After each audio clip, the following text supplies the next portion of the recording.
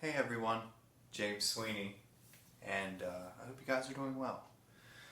Today we are looking at and reviewing the newest album from the Scottish synth pop band Chvrches, Screen Violence. Oh boy. They are a band known for their biggest hit in 2012, which got them to The Bones of What You Believe, their debut album. An album that I enjoyed with the singles The Mother We Share, Recover, Guns, Lies, We Sink, Under the Tide, and Tethered. With those 7 singles lifting the album. And like I said, my personal favorite of those. And Every Opened Eye, the second of the album from them, was also a good album. But things got kind of weird with the third album. I wonder why.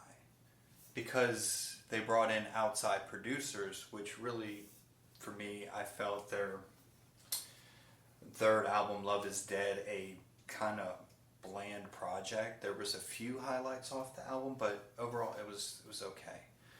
Which brings us, and it seems to be the case that carried on through this, when they went back to producing their own album, they produced this latest album, their fourth in their discography.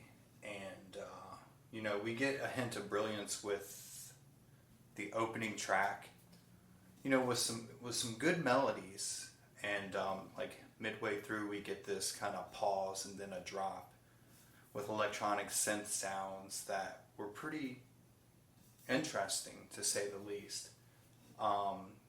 But it didn't last.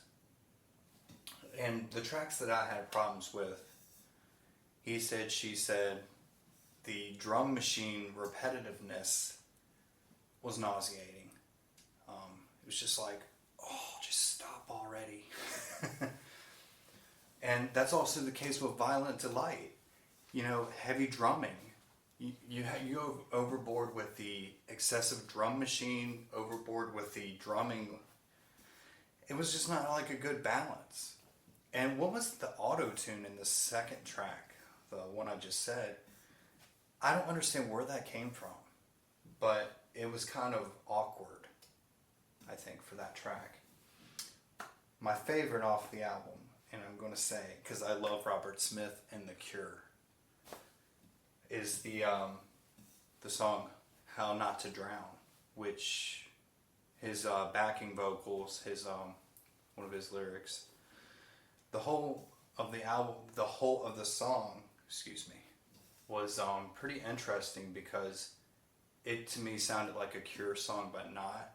Like they were, they wear their influences on their sleeves, and I felt that having Robert Smith on that track really added some good atmosphere to it.